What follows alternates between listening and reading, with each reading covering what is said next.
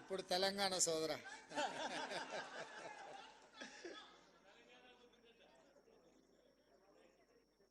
Jawahar Lal Nehru journalist society ఆధ్వర్యంలో ఆనాడు doctor YS Rajasekhara Reddy గారు ఈ సమాజానికి పట్టిన రుగ్మతలను అనుభవిస్తున్న సమస్యలను పరిష్కరించే డాక్టర్లుగా జర్నలిస్టులను గుర్తించి సమాజానికి చికిత్స చేసే డాక్టర్లు అనారోగ్యానికి నిర్లక్ష్యానికి గురైతే అది సమాజానికి నష్టము అన్న ఆలోచనతో ఆనాడు జర్నలిస్ట్ మిత్రులందరికీ కూడా ఇంటి స్థలాలు కేటాయించాలని డాక్టర్ వైఎస్ రాజశేఖర రెడ్డి గారు శ్రీమతి సోనియా గాంధీ గారి నేతృత్వంలో నిర్ణయం తీసుకోవడం జరిగింది. సరే, ఆనాటి నుంచి ఈనాటి వరకు జరిగిన పరిణామాలు నేను పెద్దగా వివరించదలసిన అవసరం లేదు, మీకు అందరికీ తెలుసు. కానీ ఈరోజు ఒక పండగ వాతావరణంలో 1100 మంది జర్నలిస్టు కుటుంబ సభ్యుల సమక్షంలో నిలబడి ఈ సమస్యకు శాశ్వత పరిష్కారం చూపించిన సహచార మంత్రివర్గ సభ్యులు పొంగులేటి శ్రీనివాసరెడ్డి గారు, అదేవిధంగా కార్యక్రమంలో పాల్గొన్న సహచార మంత్రివర్గ సభ్యులు పొన్నం ప్రభాకర్ గారు, మేమందరం గౌరవించి ప్రభుత్వం ఏర్పడ్డ తర్వాత నేను తెలంగాణ రాష్ట్రానికి ముఖ్యమంత్రి కావాలని ఎంత బలంగా అనుకున్నానో, ప్రెస్ అకాడమీ చైర్మన్గా శ్రీనివాసరెడ్డి గారిని కూడా నియమించాలని అంతే బలంగా నేను ఆనాడు భావించిన. ప్రెస్ అకాడమీ చైర్మన్గా పెద్దలు శ్రీనివాసరెడ్డి గారు ఈనాడు ఈ కార్యక్రమాన్ని ఏర్పాటు చేసి ఇందులో పార్లమెంట్ సభ్యులు చామల కిరణ్ రెడ్డి గారు, శాసన సభ్యులు మల్రెడ్డి రంగారెడ్డి గారు, వేం నరేందర్ రెడ్డి గారు, నగర ప్రథమ పౌరురాలు గద్వాల విజయలక్ష్మి గారు, అదేవిధంగా డిప్యూటీ మేయర్ శ్రీలత గారు, ఐఎన్పిఆర్ కమిషనర్ హనుమంతరావు గారు, సోదరులు పాత్రికేయ మిత్రులు దేవులపల్లి అమర్ గారు, వేదిక మీద ఉన్న పెద్దలు, తెలంగాణ సమాజానికి ప్రతినిధులుగా ఉన్న జర్నలిస్టు కుటుంబ సభ్యులందరికీ కూడా ఈ సందర్భంగా అభినందనలు తెలియజేస్తున్నాను. ప్రతి సమస్యకు ఏదో ఒక పరిష్కారం ఉంటుంది. పరిష్కారం గొప్పగా ఉండొచ్చు, పరిష్కారం మామూలుగా ఉండొచ్చు. కానీ పరిష్కరించవలసిన వ్యక్తులు బాధ్యతాయుతంగా వ్యవహరించినప్పుడే ఆ సమస్యకు పరిష్కారం దొరుకుతుందని చెప్పి నేను బలంగా నమ్ముతాను. ఉమ్మడి రాష్ట్రంలో తెలంగాణ రాష్ట్ర ఏర్పాటు అనేది ఒక పెద్ద సమస్య, జటిలమైన సమస్య, చిక్కుముడి లాంటి సమస్య. అంత జటిలమైన చిక్కుముడి లాంటి సమస్యకే కాంగ్రెస్ పార్టీ పరిష్కారం చూపించి తెలంగాణ రాష్ట్రాన్ని ఏర్పాటు చేసింది. మరి పండిత్ జవహర్లాల్ నెహ్రూ గారి పేరు మీద ఏర్పాటు చేసిన ఈ సంఘము, ఈ భూ కేటాయింపు పండిత్ జవహర్లాల్ నెహ్రూ వారసులుగా శ్రీమతి సోనియా గాంధీ గారి ప్రతినిధులుగా ఈ సమస్యను పరిష్కరించడం మా బాధ్యత అని మేము భావించి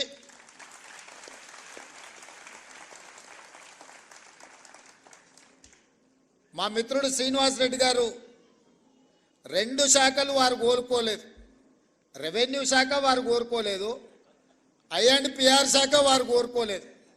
ఈ రెండింటిని నేనే వారిని తీసుకోవాలని చెప్పి ఢిల్లీలో చెప్పి వారికి శాఖలను కేటాయించింది.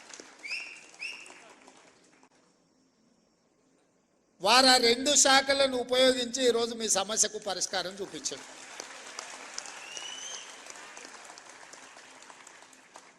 నా దగ్గరికి వంశీ, రవికాంత్ ఇతర మిత్రులు వచ్చి 2-3 సార్లు నన్ను అడిగితే నేను చెప్పిన, పైనుంచి ఆదేశాలు ఉండవు. ప్రభుత్వం నడవడానికి ఒక ప్రాసెస్ ఉంటుంది, ఒక విధానం ఉంటుంది. ఆ విధానంలో ఆ సమస్యకు సంబంధించిన ఫైలు ఏ విధంగా ముఖ్యమంత్రి కార్యాలయానికి రావాలనో ఆ విధంగా ఫుల్ షేప్తోని ముఖ్యమంత్రి కార్యాలయానికి ఫైల్ వచ్చిన మరుక్షణం ఇక్కడ మీకు సంబంధించిన సమస్యకు పరిష్కారం దొరుకుతుందని వారికి చెప్పిన, ఆ విధంగా ఫైల్ని బిల్డప్ చేసి ముందుకు తీసుకురండి అని చీఫ్ సెక్రటరీ గారి నుంచి మంత్రి గారి వరకు సూచన చేసిన. ఈ ఫైల్ ప్రాసెస్లో మీకు తెలుసు, ఈ ప్రాసెస్లో అమలు చేసేటప్పుడు కొంత సమయం పడుతుంది. ఆ ప్రాసెస్లో జరిగిన డిలేనే కానీ నిర్ణయం తీసుకోవడానికి ఈ ప్రభుత్వానికి శశబిశలు లేవు. స్పష్టంగా ఫైల్ వచ్చిన మరుక్షణం, ఎందుకంటే ప్రాసెస్లో ఏదైనా తప్పిదం జరిగితే మళ్ళీ ఎవరైనా కోర్టుకు వెళ్ళిందంటే ఇప్పటికే 73 మంది ఈ నిజాన్ని చూడకముందే వారు కన్ను మూసారు. ఇంకా చాలామందికి ఇలాంటి నష్టం జరగకూడదు, మీ సమస్యకు శాశ్వత పరిష్కారం చూపించాలన్న ఆలోచనతోనే మా ప్రభుత్వం శాశ్వతమైన పరిష్కారాన్ని ఈరోజు మీకు అందరికీ చూపించడం జరిగింది. అదేవిధంగా కొన్ని అంశాలు నేనే ప్రస్తావిస్తాము, ఎందుకంటే మీ ముందు కొన్ని అంశాలను ప్రస్తావిస్తే నచ్చినా నచ్చకపోయినా వాటికి ఏమైనా పరిష్కారం దొరుకుతుందేమో అని నేను అనుకున్నా. కానీ పెద్దలు శ్రీనివాసరెడ్డి గారి అనుభవము మమ్మల్ని ఏమీ చెప్పకుండానే నియంత్రించడానికి వారే చాలా విషయాలు ప్రస్తావించి మీ ముందు పెట్టి, జర్నలిస్ట్ అంటే ఏ విధంగా ఉండాలి, ఏ విధంగా ఉంటే ఆ వృత్తి యొక్క గౌరవం పెరుగుతుందో పెద్దలు శ్రీనివాసరెడ్డి గారు మీకు వివరించడం జరిగింది. వారు ఏ అభిప్రాయం అయితే వెలుబుచ్చిందో నేను కొత్తగా చెప్పడానికి, కొత్తగా మీకు విజ్ఞప్తి చేయడానికి ఏమీ మిగల్లేదు. వారు ఏ అభిప్రాయం అయితే వెలిబుచ్చిందో మా జర్నలిస్టు మిత్రులకు నా సూచన, ఆ అభిప్రాయంతో మీరు ఏకీభవించి దీన్ని ప్రక్షాళన వైపు మనం అందరం వెళ్లాల్సిన అవసరం ఉన్నది. వృత్తిపరమైన గౌరవం ఎవరు పెంచరు, వృత్తిపరమైన గౌరవాన్ని మనకు మనమే పెంచుకోవాలి. రాజకీయ వృత్తిని సమాజం చాలా చిన్నచూపు చూసే పరిస్థితి వచ్చింది. ఎందుకంటే రాజకీయ నాయకులు, ప్రజాప్రతినిధులు వాళ్ళ అవసరానికి, వాళ్ళ స్వార్థానికి, లేకపోతే వాళ్ళు బంధుమిత్రుల కోసమే పనిచేస్తారని చెప్పి ఒక రకమైన చర్చ ప్రజలలో ఉంది. దాన్ని తగ్గించడానికి వీలైతే అట్లాంటి చర్చనే లేకుండా చెయ్యాలన్న ప్రయత్నంలో భాగంగానే చాలా విషయాలలో పారదర్శకంగా ప్రజాభిప్రాయం మేరకు పాత్రికేయ మిత్రుల యొక్క ఆలోచన విధానాలు కూడా తెలుసుకొని మా ప్రభుత్వం ఈరోజు పనిచేస్తుంది.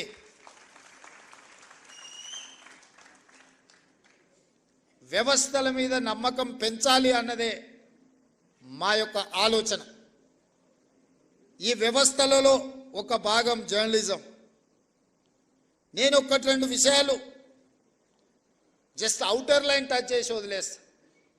గతంలో శాసనసభ జరిగినప్పుడు జర్నలిస్టులను ఎవరిని లోపలికి రానిచ్చాలన్న చాలా ఇబ్బందికరమైన పరిస్థితులను ముఖ్యమంత్రి కార్యాలయం దిశగా దేవుడెరుగు గేట్ లోపలికి రావాలంటే కూడా ఎన్నో నిబంధనలు, నియంత్రణలు ఉండే. నేను వచ్చిన వెంబడే స్పీకర్ గారికి రిక్వెస్ట్ నేను చేసిన, మీరు చేయలా, మీ మిత్రులకు కూడా అడిగిన. గతంలో ఉమ్మడి రాష్ట్రంలో ఉన్నప్పుడు అసెంబ్లీ మీడియా కమిటీ అని జర్నలిస్టుల నుంచి ఒక కమిటీ వేసుకొని ఆ కమిటీనే ఏ రకంగా అసెంబ్లీ పాసులు ఇవ్వాలనో వాళ్ళే స్పీకర్ గారితో చర్చించి ఒక నిర్ణయం తీసుకునేది. ఈ మధ్యలో మేము అనుమతిస్తే ఒకే పత్రికకు, ముఖ్యంగా పొలిటికల్ పార్టీ ఓన్డ్ మీడియా, రాజకీయ పార్టీలు వాళ్ళ విధానాలను చెప్పుకోవడానికి ఒకప్పుడు పత్రికలను పెట్టుకున్నారు. అంటే సిద్ధాంతపరమైన వైరుధ్యాలు ఉన్నప్పుడు సిద్ధాంత భావవ్యాప్తి కోసము ఆనాడు రాజకీయ పార్టీలు వాళ్ళ సిద్ధాంతాలను ప్రజలకు వివరించడానికి, ప్రజల్ని ఆ సిద్ధాంతం వైపు ఆకర్షితులను చేయడానికి, ఆ సిద్ధాంతం ద్వారా సమాజానికి మేలు జరగడానికి ఆనాడు రాజకీయ పార్టీలు పత్రికలను పెట్టుకున్నారు. దాంట్లో ప్రథమ కోవాలో కమ్యూనిస్టు సోదరులు వస్తారు. వాళ్ళు ఏ రోజు కూడా సిద్ధాంతపరమైన అంశాలనే ఆ పత్రికలలో రాసేవాళ్ళు, క్రోడీకరించేవాళ్ళు, విశ్లేషించేవాళ్ళు. సమాజంలో ఉన్న సమస్యను ప్రజల యొక్క కోణంలో అందులో రాసేవాళ్ళు. ఎప్పుడు కూడా కమ్యూనిస్టు సోదరుల నేతృత్వంలో ఉన్న పత్రికల మీద తీవ్రమైన ఆరోపణలు కానీ అభ్యంతరాలు కానీ ఎప్పుడు వ్యక్తం అయ్యేటివి కావు. మేము చాలా సందర్భాలలో ఆ జర్నలిస్టు కలిస్తే కూడా వాళ్ళతో సమాచారాన్ని, వాళ్ళ అవగాహనను, వాళ్ళ విశ్లేషణను మేము అడిగి తెలుసుకునేటోళ్ళం. జర్నలిస్ట్గా కార్డ్ హోల్డర్స్ ఉన్నోళ్ళు అందులో జర్నలిస్ట్గా పనిచేసేది. అందులో పనిచేసిన వాళ్ళ తర్వాత కమర్షియల్ పత్రికలకు వచ్చిన కార్డ్ హోల్డర్స్ కొంత వాళ్ళ గౌరవాన్ని కాపాడుకునే ప్రయత్నం చేసేటోళ్ళు. ఆ తర్వాత పరిణామ క్రమంలో వచ్చిన పరిస్థితుల్లో రాజకీయ పార్టీలు ప్రారంభించుకున్న పత్రికలు కార్యకర్తలుగా మారితే పర్వాలేదు, నాకేం అభ్యంతరం లేదు. వాళ్ళని కార్యకర్తలుగా మేము భావించి సరే ఆ పార్టీ కార్యకర్తలు ఏదో ఒక రూపంలో ఇక్కడికి వచ్చినారు. కానీ ఉన్మాదంతో ఎట్టి పరిస్థితుల్లో ప్రెస్ మీటో లేకపోతే అక్కడ జరుగుతున్న కార్యక్రమాలని డిస్టర్బ్ చేయాలన్న ఆలోచనతో వ్యవహరించే పరిస్థితులు ఈరోజు వచ్చినాయి. దీన్ని మనం ఏ రకంగా ఎదుర్కోవాలనో మీరు చెప్పాలి. ఈరోజు సమాజంలో కొత్తగా వచ్చిన సమస్య ఇది. రాజకీయ పార్టీలు పెట్టుకున్న పత్రిక యొక్క పాత్రికేయులు అందరన్నీ నన్ను అందులో కొందరు, ఏ వర్గంలో అయినా కొందరు చేసే పనే అందరికీ అంటుకుంటుంది. అందరు ఆ విధంగా ఉన్నారని నేను అనడం లేదు. కానీ ఆ కొందరిని కూడా ఏ విధంగా మనం ఇవాళ నియంత్రించుకొని ముందుకు వెళ్ళాలనో, ఇవాళ పెద్దలందరూ ఇక్కడ ఉన్నారు. 20 ఏళ్ళు, 30 ఏళ్ళు, 40 ఏళ్ళ అనుభవజ్ఞులు ఉన్నోళ్ళు, జర్నలిజం పట్ల అవగాహన ఉన్నోళ్ళు, మా మాజీ పిసిసి అధ్యక్షులు, ప్రభుత్వ ప్రత్యేక సలహాదారు మా పెద్దలు కె కేశవ్ గారు కూడా మీ సామాజిక వర్గం నుంచి వచ్చినవాడు. ఇవాళ వాళ్ళ కూతురుగా మేయర్గా వారు ఇక్కడ ఉన్నారు. ఈరోజు నిజంగా మీరు ఆలోచన చేయండి. గతంలో సెక్రటేరియట్ ప్రజాప్రతినిధులుగా మేమే పోయేవాళ్ళం కాదు. ఇవాళ సెక్రటేరియట్లో ముఖ్యమంత్రి కార్యాలయానికి జర్నలిస్టులు వచ్చి కూర్చొని, అది చిట్ చాట్ కావచ్చు, లేకపోతే ఇంకేదైనా విషయం కావచ్చు, లేదా పత్రికా సమావేశాలను కూడా సెక్రటేరియట్లో పెట్టి మిమ్మల్ని అందరినీ పిలిచి ప్రభుత్వం అధికారిక కార్యక్రమాలను అక్కడి నుంచి మీరు రాసే విధంగా ఈరోజు మా ప్రభుత్వంలో తీసుకొచ్చిన మార్పు, ఈ మార్పు మీకు చేరిందనే, ఈ మార్పును మీరు గుర్తించిందనే నేను భావిస్తున్నా. కానీ ఈ మార్పు సమాజానికి నష్టాన్ని, మా కష్టాన్ని తెచ్చేదిగా ఉండకూడదు. కొన్ని రాజకీయ పార్టీలకు సంబంధించిన పాత్రికేయ మిత్రులు, కొంతమంది మంత్రుల కార్యాలయాలు లేకపోతే ఇతర దగ్గర ఒకేసారిగా చాలా మంది వచ్చి అక్కడ కూర్చొని అక్కడ ఉన్న జరగని వాటిని జరిగినట్టుగానో లేకపోతే జరిగితే బాగుంటుందని కొంతమందిని పాసులు ఇచ్చి తీసుకొచ్చి లోపలికి తీసుకొచ్చి అనవసరమైన రాద్ధాంతాలను సృష్టించే ప్రయత్నాలు చేస్తున్నారు. మరి ఇట్లాంటి వాటిని ఎట్లా నియంత్రించాలనో మీరే నిర్ణయించి మీరే వాటిని ఏదో ఒక రకంగా ఒక కొలిక్కి పట్టుకురావాలి. అసెంబ్లీలో పాసులు ఇచ్చినా కూడా అవసరానికి మించి వాళ్ళే వచ్చి ప్రెస్ మీట్ పెడితే కూడా గుర్తింపు పొందిన జర్నలిస్టులకు కుర్చీ దొరకదు. వాడు యూట్యూబ్ అంటాడు, వాడు ఆ ట్యూబ్ అంటాడు, వాడు యూట్యూబ్ అంటాడు, వాడు వచ్చి మొదటి సీట్లలో కూర్చుంటాడు. వాళ్ళు ఏం అడుగుతారో వాళ్ళకి మేము ఏం చెప్పాలో మాకు అర్థం కాదు. ఇది మాకే కాదు, మీకు కూడా. నాకు తెలిసి ఒకప్పుడు నేను చాలామంది జర్నలిస్ట్ మిత్రులు నాకు ఉన్నారు. సీనియర్ జర్నలిస్ట్ రాగానే లేచి కూర్చొచ్చి వీళ్ళు వెనక్కి పోయి కూర్చునేటోళ్ళు. మేము పత్రికా సమావేశం పెడితే కూడా ఒకవేళ డెస్క్ ఇన్ఛార్జీలు లేకపోతే మీ దాంట్లో సీనియర్ జర్నలిస్టులు వస్తే, వేరే సంస్థకి సంబంధించిన జర్నలిస్ట్ వస్తే కూడా లేచి జూనియర్స్ లేచి ముందు వరుస వాళ్ళకి ఇచ్చి వీళ్ళు వెనక్కి పోయేటోళ్ళు. ఇప్పుడు విపరీతం ఎట్లయిపోయిందని అంటే అసలు కంటే కొసరోళ్ళది ఎక్కువైపోయింది. ఎవరిది ఏ ట్యూబో తెలుస్తలేదు మాకు. ఇక ఆ ట్యూబ్లో ఎక్కడికంటే అక్కడికి వెళ్ళిపోయి ఏది పడితే అది మాట్లాడితే అక్కడ ఉన్న ప్రజలు ఏమన్నా అంటే చూసిరా జర్నలిస్టుల మీద దాడి అని. జర్నలిస్ట్ అనే పదానికి డెఫినేషన్ ఏందో మీరు డిసైడ్ చేయండి. మేము ఎవరిని జర్నలిస్ట్గా చూడాలో మీరు చెప్పండి. ఎవడు దోస్తే వాడు ట్యూబ్ పెట్టుకొని ఆ ట్యూబ్లో పెట్టుకొని వాడు మెడలో పట్టేసుకొని మెడలో ఇది కట్టుకొని వాడు నేను ట్యూబ్కో జర్నలిస్ట్ అని బయలుదేరితే వాళ్ళు వివరించే విధానాన్ని బట్టి ప్రజలు వివరిస్తారు. ఏది పడుతుంది మధ్యలోనే అడ్డం దొడ్డం మాట్లాడి ఏదైనా ఏమన్నా అంటే చూసారా జర్నలిస్టుల మీద. సో ఈ విధానానికి ఎక్కడో ఒక దగ్గర పులి స్టాప్ పెట్టాలి. దీన్ని ఆలోచన చేయాల్సింది మీరే. ఎందుకంటే ఇంతకంటే పెద్ద సందర్భం నాకు దొరకదు మీకు ప్రభుత్వం వైపు నుంచి కానీ ప్రజాప్రతినిధిగా మేము ఎదుర్కొంటున్న సమస్యల్ని మీ దృష్టికి తీసుకురావడానికి ఇంతకంటే మంచి అకేషన్ ఏమి ఉండదని నేను భావిస్తున్నా. అక్రిడేషన్ కార్డుల గురించి పెద్దలు శ్రీనివాసరెడ్డి గారు చెప్పారు. ఇద్దరు శ్రీనివాసరెడ్డి స్క్వేర్ ఈరోజు మీ సమస్యల్ని మీ ముందర పెట్టారు. నిజమైన జర్నలిస్టును ఒక్కరిని కూడా అగౌరవపరచాలన్న ఆలోచన కానీ వాళ్ళకి అక్రిడేషన్ కార్డులు కానీ ఆరోగ్య భద్రత కార్డు కానీ ఇంటి పట్టాల విషయంలో కానీ మీకు ఎలాంటి నష్టం జరగకుండా చూసే బాధ్యత ఈ ప్రభుత్వం అని చెప్పి నేను మీకు మాట ఇస్తున్నా. కానీ అట్ ద సేమ్ టైం ఈ ప్రభుత్వం ఎదుర్కొంటున్న అనవసరమైన రాద్ధాంతాలను నియంత్రించాల్సిన బాధ్యత మీ మీద ఉన్నది. మీరు డిఫైన్ చేయండి ఎవరిని జర్నలిస్ట్గా మేము గుర్తించాలి, ఆ జర్నలిస్ట్కి ఉన్న ఎథికల్ లైన్ ఏంది, ఏ హద్దు దాటకుండా జర్నలిస్టు ఉండాలి, ఆ జర్నలిస్టు హద్దు దాటి వివరించినప్పుడు ఎదురుగున్నోడు క్షణికావేశానికి లోనైనప్పుడు జరిగే పరిస్థితులు ఎట్లా ఉంటాయి, వీటన్నిటిని కూడా మనము ఆలోచన చేసి ఒక పరిష్కారం చూపించుకోవాల్సిన బాధ్యత మన మీద ఉన్నది. నేను ఇంకొక మాట కూడా చెప్పదలుచుకున్నా. ఈరోజు సిద్ధాంతాలు రాసుకోవాల్సిన పత్రికలు ఇష్టారాజ్యంగా అసలు ఏ భాష వాడాలనో జర్నలిస్టులకు కూడా కొన్ని నిబంధనలు ఉన్నాయి కదా. అసెంబ్లీలో మేము ఏదైనా మాట్లాడితే రికార్డుల నుంచి తొలగించడమనో లేకపోతే ఈ భాషకు పద్ధతి లేదనో మనం పార్లమెంటరీ వ్యవస్థలో మనం అనుకుంటున్నాం కదా. మరి పత్రికలకు జర్నలిస్టులకు ఏ భాష రాయాలా, ఎలాంటి భాష వాడాలి, ఏ పదప్రయోగం హోదాని బట్టి రేవంత్ రెడ్డి మీకు నచ్చకపోవచ్చు యాజ్ ఎ ఇండివిజువల్, కానీ Revanth Reddy is Telangana chief minister.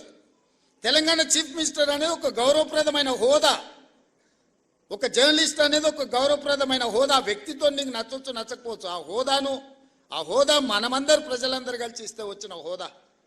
ఆ హోదాని గౌరవించాల్సిన బాధ్యత ఆ పత్రికలకు కానీ ఆ పత్రిక యజమానుల ముసుగుల్లో ఉన్న రాజకీయ పార్టీ నాయకులకు కానీ ఉండదా? వాళ్ళకి లేనప్పుడు మేమెందుకు పాటించాలా అనేది నా ప్రశ్న. వాళ్ళు ఆ బాధ్యతను మరిచి అసభ్యంగా వ్యవహరించి అసందర్భమైన అంశాలను ప్రస్తావిస్తే న్యాచురల్గా రియాక్షన్ ఉంటుంది. ఆ రియాక్షన్ని మొత్తం జర్నలిస్టులకు మీరు ఆపాదించుకోకండి. దయచేసి వేదిక మీద నుంచి మీడియా మిత్రులకు నా విజ్ఞప్తి ఒక్కటే, ప్రజల కోసం ప్రజల మధ్యలో ఉండి ప్రజా సమస్యల్ని వెలికితీసే జర్నలిస్టులు ఒక వర్గం అయితే, కేవలం రాజకీయ పార్టీ యజమానిని రక్షించడానికి ఆ యజమానికి మొత్తం వ్యవస్థను అప్పచెప్పడానికి ప్రయత్నం చేస్తున్న వాళ్ళు ఇంకొక కోవా. ఈ రెండింటిని మీరు విడదీయండి. ఈ రెండింటిని కలగాపులగం చేయడం ద్వారా నిజమైన జర్నలిస్టుకు నష్టం జరుగుద్ది. ఆ నష్టం జరగకుండా ఉండడానికి అవసరమైన ప్రణాళికలు మీరు సిద్ధం చేయండి అని చెప్పి నా వైపు నుంచి విజ్ఞప్తి. అసెంబ్లీలోకైనా లేకపోతే సెక్రటేరియట్లోకైనా ప్రభుత్వ కార్యాలయాల్లోకైనా మిమ్మల్ని అనుమతించడానికి ఎలాంటి అభ్యంతరం లేదు. దానికి సరైన కార్డు తీసుకోండి, సరైన విధానాన్ని తీసుకొని రండి. నేను మా మంత్రి గారికి సూచన చేస్తున్నా. నెక్స్ట్ స్టెప్ అదే. సెక్రటేరియట్కి ఎవరు రావాలి, ఎవరికి పాసులు ఇవ్వాలి, ఏ పత్రిక సర్క్యులేషన్ బట్టి ఎంతమందికి పాసులు ఇవ్వాలి. మీరు నిబంధన పెట్టుకోకపోతే పేపర్ మీద ఉండే పత్రికోడు కూడా 10 మాకు పాసులు కావాలంటారు, ఒత్తిడి తీసుకొస్తున్నారు. ప్రజలలో ఉండే పత్రికలకు పేపర్ మీద ఉండే పత్రికలకు ఉన్న తేడాను కూడా మీరే డిఫైన్ చేసుకోండి. అసెంబ్లీకి కూడా ఎంత సీనియర్ వాళ్ళు. పార్లమెంట్లో నేను అప్పుడు ఎంపీని కాదు కానీ ఎమ్మెల్సీగా ఎమ్మెల్యేగా పార్లమెంట్కి పోయినప్పుడు సీనియర్ జర్నలిస్టులు మన తెలుగు వాళ్ళు కూడా సెంట్రల్ హాల్కి వచ్చేది. సెంట్రల్ హాల్లో ఎమ్మెల్యేలు కూడా అనుమతి తీసుకోవాలంటే సపరేట్ పాస్ తీసుకొని పోవాల్సి వచ్చేది. ఎంపీలు ఎక్స్ఎంపీలు వాళ్ళకి మాత్రమే సెంట్రల్ మినిస్టర్స్కి అనుమతి ఉండే, స్టేట్ మినిస్టర్స్ కూడా పాస్ తీసుకొని పోవాలి. కానీ జర్నలిస్టులకు పర్మనెంట్ పాస్ ఉండేది సెంట్రల్ హాల్లో. నేను ఒకసారి అనుకున్న ఒక జర్నలిస్ట్కు పాస్ ఇచ్చిన మాకెందుకు ఇయ్యారా అని. అంటే వాళ్ళు 20-25 ఇయర్స్ వాళ్ళు ఈ ప్రొఫెషన్లో ఉండరు, వాళ్ళు దీన్ని అగౌరవపరచరు, వాళ్ళు ఒక గౌరవప్రదంగా దీన్ని కాపాడతారు కాబట్టి వాళ్ళకి సెంట్రల్ హాల్కి అనుమతి ఇచ్చిందని ఆ రోజు చెప్పారు.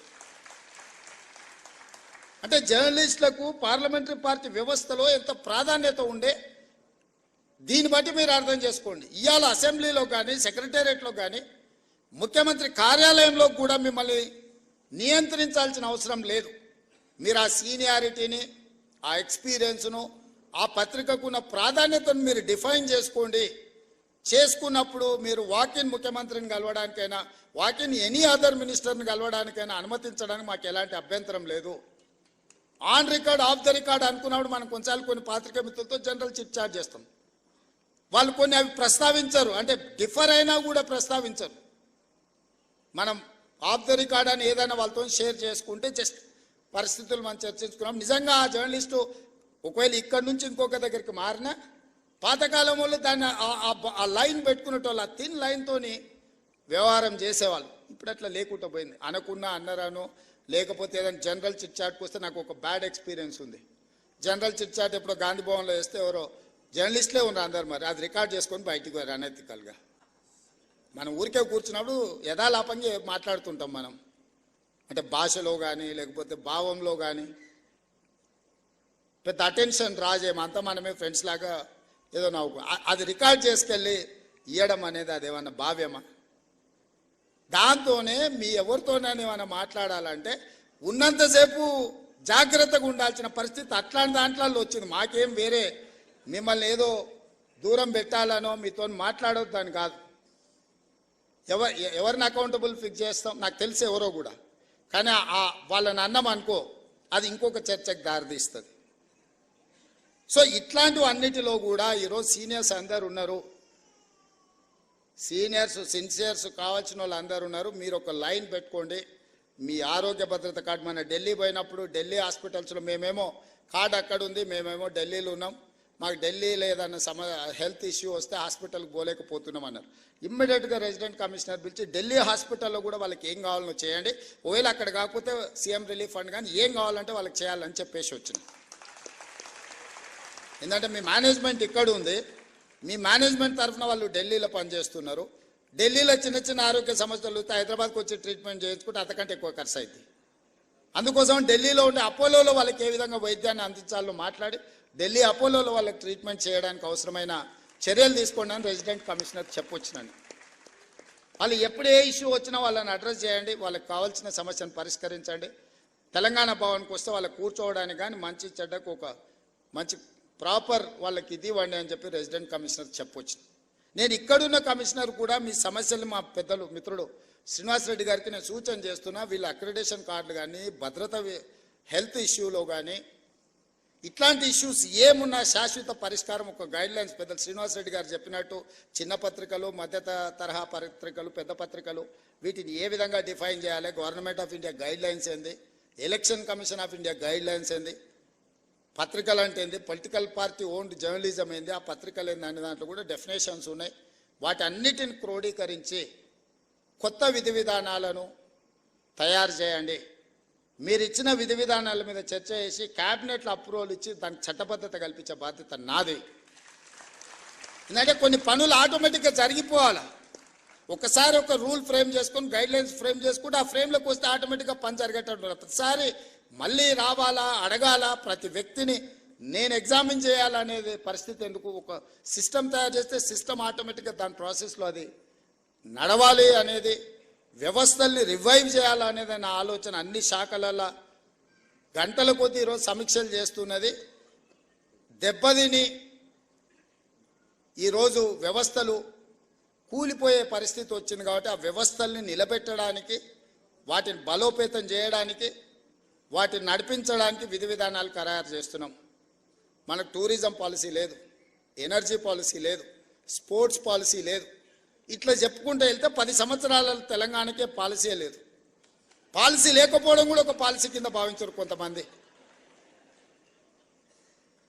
అట్లాంటి పరిస్థితి నుంచి ఒకటొకటిగా పరిష్కరించుకుంటూ విధి విధానాలను ఖరారు చేస్తూ మన ఎదురుకు వచ్చిన సమస్యను తాత్కాలికంగా పరిష్కరించడం కాదు, శాశ్వతంగా దానికి విధి విధానాలను రూపొందించండి అని చెప్పి అన్ని శాఖలను సమన్వయం చేసుకుంటూ ఈరోజు ముందుకు వెళ్తున్నాము. అనుకున్నంత ఆశామాసి కాదు ఈ ప్రభుత్వ వ్యవహారంలో బండి నడపడం. మీకు తెలియంది కాదు, మీరు అందరు కూడా చూసిండ్రు. దానికి ఒకసారి ఎనుకో ముందో అవుతుంది. కొంతమంది అధికారులకు విధానం 10 సంవత్సరాలు ఒక సిస్టంలో పనిచేస్తే ఓవర్ నైట్ ఆ సిస్టమ్ అంతా మార్చాలనుకుంటే కూడా కొన్నిసార్లు వాళ్ళకి అర్థం కాదు కదా, అర్థం కావడానికి కూడా కొంత సమయం పడుతుంది. వాళ్ళు అనుకుంటారు 10 నెలలు అయితే వీరు వారే అవుతుండొచ్చు అని కూడా ఎదురు చూస్తుంటారు కొంతమంది. ఎందుకు అని అంటే ఆ 10 ఏళ్ళు అట్లా చూసినాం, సార్ ఏదో కొత్తలో ఊపులో ఉన్నట్టున్నాడు కానీ సార్కి కూడా తత్వం బోధపడుతుంది. 10 నెలలు అయితే అనుకునేట వాళ్ళు కూడా ఉంటారు. అట్లాంటివి ఏముండవు మిత్రులారా. మేము మీలో ఒకరమే. మీ సమస్యలను పరిష్కరించే బాధ్యత మాది. అదేవిధంగా ఇంకొక మాట చివరగా నేను ఒక మాట చెప్పదలుచుకున్న, సార్ అన్నీ చెప్పింది కానీ మేము అడిగింది కానీ మేము కోరుకుంటున్నది చెప్తలేడని అనుకుంటున్నారు. మా సీనియర్ నేను ప్రెస్ అకాడమీ దగ్గర ట్రైనింగ్ పెట్టాలన్నా, క్లాసులు పెట్టాలన్నా, ఏదైనా చేయాలన్నా చిల్లి గవ్వ చేతిలో లేదు. ఈ నుంచి పోతే మళ్ళీ పాత రోజులే అన్నట్టుగా ఉంది అని మా సీనియర్ మనసులో ఉంది. అందుకే ప్రెస్ అకాడమీ దగ్గర ఒక 10 కోట్ల రూపాయలు మీ దగ్గర పెట్టుకోండి. మీకు కావలసిన ట్రైనింగ్ కానీ, ఫిలాసఫీ కానీ, ఐడియాలజీని కానీ, నేను మీ ఐడియాలజీ ఉన్న వాళ్ళని మారమని నేను చెప్పడం లేదు.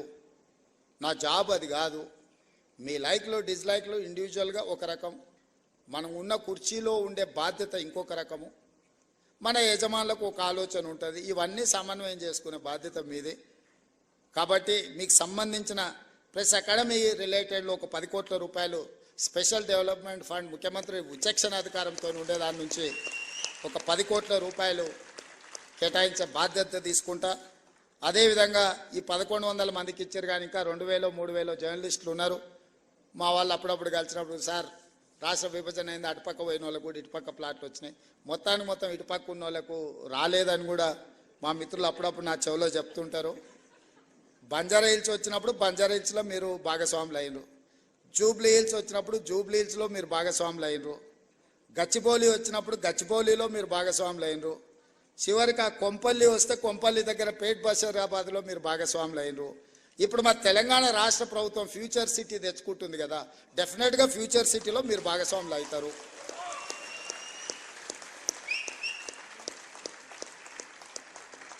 ఎవరైతే రాదేమో అనే బాధలో కానీ ఆందోళనలో కానీ ఉన్నవాళ్ళు ఎవరు బాధపడకండి, ఆందోళన చెందకండి. అర్హులైన వాళ్ళందరినీ కూడా ఫ్యూచర్ సిటీలో భాగస్వాములను చేసే బాధ్యత నాది. మరి ఇప్పుడు ఆ ఫ్యూచర్ సిటీ మీద అయినప్పుడు దాని నిర్మాణానికి కావాల్సిన నిర్మాణ కార్యక్రమాలు అన్నీ కూడా అది నిర్మించడానికి అవసరమైన కార్యక్రమాన్ని ప్రొఫెషనల్ స్కీమ్స్ కూడా మీరే తీసుకెళ్ళాలి. ఎందుకంటే అది ఎంత ప్రమోట్ అయితే మీకు కూడా ఎంతో కొంత అందులో స్టేక్ హోల్డర్స్ అవుతారు. ఇప్పుడు ఇంతకుముందే మా సీనియర్ అన్నాడు, లక్షాధికారులు కాదు ఇప్పుడు ఇచ్చేది కోటీశ్వరులను చేసిందని. రేపు పొద్దుగాల అక్కడ కూడా మీరు కోటీశ్వరులు కావాలంటే ఆ ప్రాంతం కూడా అభివృద్ధి చెందాలి. 4th సిటీ చాలాసార్లు చెప్పినా మళ్ళొకసారి చెప్పదలుచుకున్నాం, ఎందుకంటే పదే చెప్పడం ద్వారా అయినా ప్రజలకు చేరుతుందని. కులీ కుతుబ్ షాహీలు నిజాం హైదరాబాద్ నగరాన్ని నిర్మించింది, అది మొదటి నగరం. నిజాం అండ్ బ్రిటిషర్స్ కలిసి సికింద్రాబాద్ నగరాన్ని నిర్మించిన అది 2వ నగరం. చంద్రబాబు నాయుడు రాజశేఖర్ రెడ్డి కలిసి సైబరాబాద్ నిర్మించిన అది 3వ నగరం. ఇప్పుడు మనందరం కలిసి 4వ నగరం 4th city, that is called future city, అది మనందరం కలిసి నిర్మిద్దాం. మీరందరూ భాగస్వాములు అందులో. మీ అందరి తరఫున ప్రతినిధిగా నేను పనిచేస్తా. మనకు 4వ నగరం అవసరం ఉంది. భవిష్యత్ అవసరాలను దృష్టిలో పెట్టుకుని ఆ ఫ్యూచర్ సిటీలో అన్నీ ఉండే విధంగా, అన్నిట్లలో 4th ఎస్టేట్ అయిన జర్నలిస్టు లేకపోతే అది ఇన్కంప్లీట్ అవుతుంది. డెఫినెట్గా మిమ్మల్ని అందరిని కూడా అక్కడికి తీసుకెళ్లే బాధ్యత నాది. దాన్ని అద్భుతమైన నగరానికి ప్రపంచంలోనే పోటీ పడే నగరంగా తీర్చిదిద్దాల్సిన బాధ్యత మీది. మనం అందరం అనుకుంటే 4th సిటీని ఫ్యూచర్ సిటీని నిర్మించుకోవడం పెద్ద విషయం కాదు. 100% దాన్ని అద్భుతమైన నగరంగా నిర్మించుకుందాం. ఆ అద్భుతమైన నగరంలో మనం అందరం భాగస్వాములం అవుదాం. ఎవరెవరైతే రాని వాళ్ళు లేకపోతే మిగతా ఇష్యూస్ ఉన్నాయో, మా పొన్నం ప్రభాకర్ గారు పక్క నుంచి చిట్టి పంపిస్తున్నాడు. రూరల్లో ఉన్న వాళ్ళకి, మండల స్థాయిలో ఉన్న వాళ్ళకు కూడా, డిస్టిక్ లెవెల్లో ఉన్న వాళ్ళకు కూడా చేయాలి అని తప్పకుండా వాళ్ళకు కూడా చాలా వరకు ఇచ్చిండ్రు. ఇంకా ఇయ్యని వాళ్ళు ఏదైనా ఉంటే కూడా జిల్లాల నుంచి కూడా సమాచారం తెప్పించుకుంటాం. వాళ్ళందరినీ కూడా గౌరవప్రదంగా మీ వృత్తిలో మేము జర్నలిస్ట్ అని మీరు గౌరవంగా చెప్పుకునే విధంగా మీ అవసరాలను మీ సమస్యల్ని పరిష్కరించడానికి ఈ ప్రభుత్వం పనిచేస్తుంది. చివరగా నా విజ్ఞప్తి ఒక్కటే, రాజకీయ నాయకులు పాత్రికేయ మిత్రులు ఒకరినొకరిని గౌరవించుకున్నప్పుడు ఈ సమాజం మనల్ని గౌరవిస్తుంది. మేము మిమ్మల్ని కించపరిచినా మీరు మమ్మల్ని కించపరిచినట్టు రాతలు రాసిన ఇది ఇరుపక్షాలకు నష్టము. మా వృత్తి ధర్మాన్ని మేము నెరవేరుస్తాం, మీ వృత్తి ధర్మాన్ని మీరు నెరవేర్చండి. తప్పకుండా మళ్ళీ మీ సమస్యల పరిష్కారం కోసం అదేవిధంగా ఒక కమిటీని ఏర్పాటు చేసి తర్వాత డీటెయిల్గా డిస్కషన్ చేయడానికి మా మిత్రుడు శ్రీనివాసరెడ్డి గారికి బాధ్యతలన్నీ అప్పచెప్తున్నా. వారితో కూర్చొని మాట్లాడుకొని ఈ శ్రీనివాసరెడ్డి గారి సహకారంతో ఆ శ్రీనివాసరెడ్డి గారి నిర్ణయాలతోని మళ్ళీ ఫైల్ తీసుకొని రాండి. తప్పకుండా మీ అందరికీ మంచి జరుగుతుందని తెలియజేస్తూ మీ అందరి దగ్గర సెలవు తీసుకుంటున్నాను. సీనాన్ అకాడమీ బిల్డింగ్ కంప్లీట్ అయింది, దీని ప్రారంభోత్సవం అంటుండు. డెఫినెట్గా ఏ కార్యక్రమం ఉన్నా నేను వస్తూనే ఉంటాను భాస్కర్ గారు.